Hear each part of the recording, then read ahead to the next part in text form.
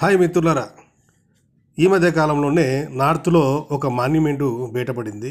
అయితే ఇక్కడ మనం విశ్వాసాన్ని తప్పుపట్టాల్సిన అవసరం లేదు.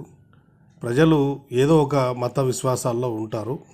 కానీ మనము కోరుకునే మనం పూజించే విశ్వాసం ఎక్కడిది, దాని చరిత్ర ఏంటిది, పూర్వం ఏంటని తెలుసుకోకుండా ఫాలో అవ్వడం చాలా బాధాకరం. ఇక్కడ మనం చూస్తున్న మాన్యుమెంట్ వచ్చేసి బౌద్ధ వారసత్వం. అది బుద్ధుని యొక్క పాదాలు, అలాగే అక్కడ ఆ పైన ఉండే చైత్య స్తూప ఆకారం ఉన్న గొడుగు లాంటిది. అలాగే ఇక్కడ శివలింగం కూడా చెప్తున్నారు కదా, ఆ శివలింగం కాదు, అది చైత్య స్తూపం, మహాదేవ స్తూపం అంటారు. అది అంటే మహాయాన కాలంలో 1 నుంచి 4 శతాబ్దాల మధ్యన ఈ యొక్క మహాదేవ్ స్తూపాలు వచ్చాయి.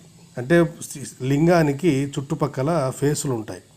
సో ఇక్కడ ఏంటిదంటే జనాలు తెలుసుకోవాల్సిన పరిస్థితి ఏంటిదంటే, మనము విశ్వాసం అవసరమే కానీ మరి మూఢ విశ్వాసంగా, అంధవిశ్వాసంగా వెళ్ళడం వల్ల ప్రపంచం ముందు మనం చులకన అవుతున్నాం. 15 బౌద్ధ దేశాలంతా బౌద్ధాన్ని పవిత్రంగా పూజిస్తుంటే ఇక్కడ మాత్రం మనువాదంతో మన చరిత్రను మనమే చంపుకుంటున్నాం. తెలుసుకోండి నా సహోదర హిందువులారా. నమో బుద్ధాయ్.